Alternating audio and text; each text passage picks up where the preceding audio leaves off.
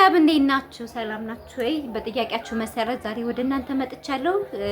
ትናንት በሰራው ቪዲዮ ላይ በጣም ብዙ ጥያቄዎች ተጠይቄያለሁና እነሱ ጥያቄ ደግሞ የመመለስ ግዴታ ስላለብኝ እነሱ ጥያቄዎች ልመልስላችሁ ነውና ትናንትና ይሄንን ይዛችሁ ብትመጡ ጥሩ ነው ብዬ ላልኳችሁ ጥያቄ አንደኛው በጣም እንትን ማለት ወሳኝ ጥያቄ ስለሆነ ነው እሱን ጥያቄ ይዤ ወጣሁትና እህቴ ሱቅ መሄድ የማንችል ከየት መጥለብ እንችላለን ብታብራሪልን ለሁላችንም የሚጠቅም ጥያቄ ነው ብላለች። እነዚህን የምትፈልጓቸው ማቴሪያሎች ስፔሻሊ ዱባይ ላይ ያላችሁ ልጆች እነዚህን የላኩላችሁን ሽፎኖች፣ ቀሚሶች እንደዚሁም ደግሞ የእነዚህን ያልጋ ኮተኖች፣ ያልጋ ሸርሻፎች እንደዚሁም ደግሞ የትራሶቹን ልብሶች ማዘዝ የምትፈልጉ ልጆች ስልክ ቁጥር አስቀምጥላችኋለሁ። ዱባይ ዩናይትድ አረብ ኢማራት ውስጥ ሻርጃ ሮላ ሞል። በቀደም እንደውም ቪዲዮ በሰራሁበት ሰዓት ላይ ሰፈሩን አልጠቀስኩላችሁም እና አላወቃችሁትም። ብዙ ልጆች ዱባይ ውስጥ ሆኖ የት አካባቢ ነው ትሉኝ ነበርና ዱባይ ውስጥ ሻርጃ ሮላ ሞል ነው። ሮላ ሞል ላይ ይሄን ልብስ አሁን ለምሳሌ ሽፎን ከሆነ ሽፎን መጥለፍ ፈልገን ነው፣ ደግሞ ሸርሻፍም ከሆነ እንደዚህ አይነት ሸርሻፍ መጥለፍ ፈልገን ነው ብላችሁ ቮይስ በዋትስአፕ አስቀምጡለት። እሱ ደግሞ ሸርሸፍ የምትጠልቡበትን የሸርሸፉን ስልክ ቁጥር ይሰጣችኋል። ሽፎን ከሆነ የምትጠልቡት ደግሞ ሽፎን የሚሸጠው እሱ ስለሆነ ሽፎኑን ይሸጥላችኋል። እና እኔ የማውቀው የኔ ደንበኛዬ ስለነበረ ሻርጃ ዱባይ ሮላ ሞል ሻርጃ ውስጥ ማለት ነው። የትኛውን ቦታ ላይ ሆናችሁ ከዱባይም ከሻርጃም ከላይም ከጅማንም መጥራት ትችላላችሁ። እሱ እንደራሳችሁ ነው። የምትፈልጉትን ነገር በዋትስአፕ ይልክላችኋል፣ ትልኩለታላችሁ። ከዛ እሱ ደግሞ መልሶ ወደ እናንተ ያሉት ልብሶች ይልክላችኋል። ትመርጣላችሁ። ከወደዳችሁት ይሄን እንወዳለን ትላላችሁ። ካልወደዳችሁ ደግሞ ሌላ ላክሌት ትሉታላችሁ፣ ይልክላችኋል። የባለ ሽፎን ቤቱ ማለት ነው። እንደዚሁም ደግሞ እኛ የምንፈልገው ሸርሸፍ ነው።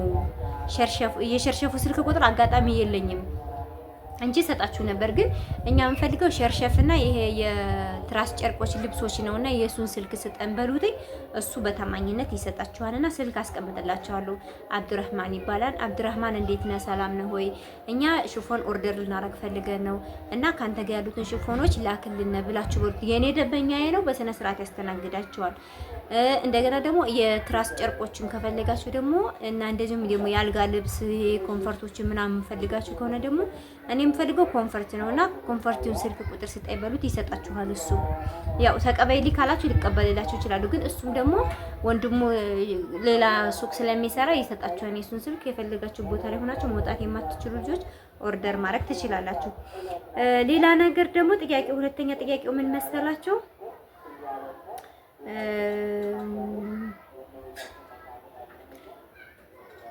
ምን ነበር መሰላችሁ?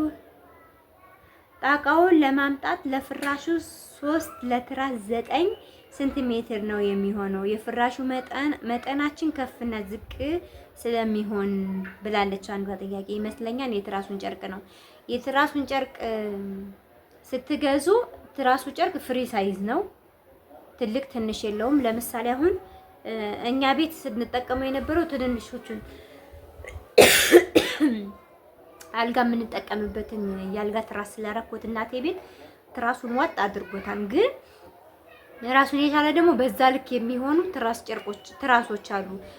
በዛው ልክ የሚሆኑ ትራሶችን ስታስገቧቸው ደግሞ ሲጥ ይላል እንትኑ ማለት ነው። ትራስ ጨርቁ ሲጥ ስለሚል በደንብ ሆኖ እንትን ይላልና ያኛው ፍራሹ ፍሪ ሳይዝ ነው።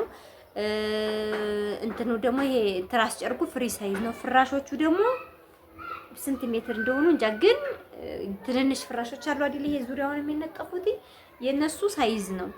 እንግዲህ ሳይዙ ስንት በስንት ነው የሚለውን እኔ አላቅም፣ እውነት ለመናገር አልለካሁትም። አስፈላጊ ደግሞ ከሆነ እለካላችኋለሁ ማለት ነው። ሌላ ኮሜንት እየመረጥኩ ስለሆነ ነው። መርጬ ወጣው ኮሜንት የለም እና ለዛ ነው። ብዙ ሰው ያው ምክሬን እንደወደዳችሁትኝ አልጠራጠርም። ግን ደግሞ ሌላ ደግሞ ጥያቄው ምን መሰላችሁ? ይሄ ኦርደር የሚደረገው ስሙ ምንድን ነው የሚባለው?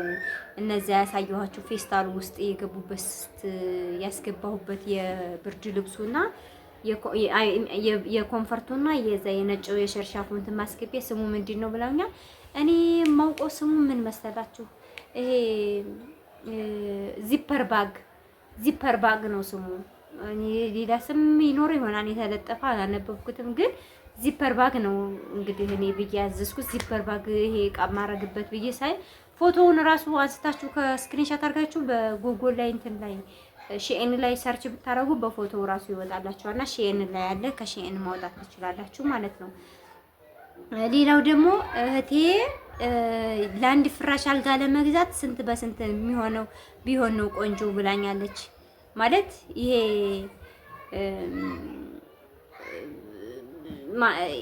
ለሜትር ከ50 አልጋ ስንት በስንት ነው ሸርሸፍ መግዛት ያለብን? እሱን በደንብ ንገሪ ብላኛለች። ለአንድ ለሜትር ከ50 አልጋ መግዛት ያለብን ነው 240 በ260 ነው። 240 ቁመቱ መሰለኝ 240 ስፋቱ መሰለኝ 2 ከ60 እሱ ትልቅ ነው። ሜትር ከ50 ነው። እንደውም አንዷ ከዚህ ላይ ማዛ ይሁን ማዚ ይሁን የሚል ጠቅሰዋለች እና 240 በ260 እሱ በቂ ነው ለሜትር ከ50 አልጋ። እሱን ግዢ። አሁን ለምሳሌ 160ዎቹ አጫጭር ናቸው። ለሜትር ከ50 አልጋ አይሆኑም። ለሜትር ከ20 ምናምን ናቸው። ስለዚህ ለሜትር ከ50 አልጋ መግዛት ያለባቸው 240 260 ነው። ሸርሻፍም ሆነ አንሶላም ሆነ ኮምፈርትም ሆነ ስትገዙ ማለት ነው። እና የአንቺ ጥያቄ የተመለሰልሽ ይመስላል። እሷኛዋ ደግሞ ኮምፈርቴ 240 በ260 ገዝቼ ነበር ለሜትር ከ50 አልጋ አይበዛም ወይ ፕሊስ ንገሪኝ፣ ከቨር ልገዛ ፈልጌ ነው ብላለች። ይችኛዋ ማለት ነው። ለሰኒ መልስ መልሼልሻለሁ። 240 260 ነው መግዛት ያለብሽ። ፌስታሉ ላይ የተለጠፈው ቁጥር አለው።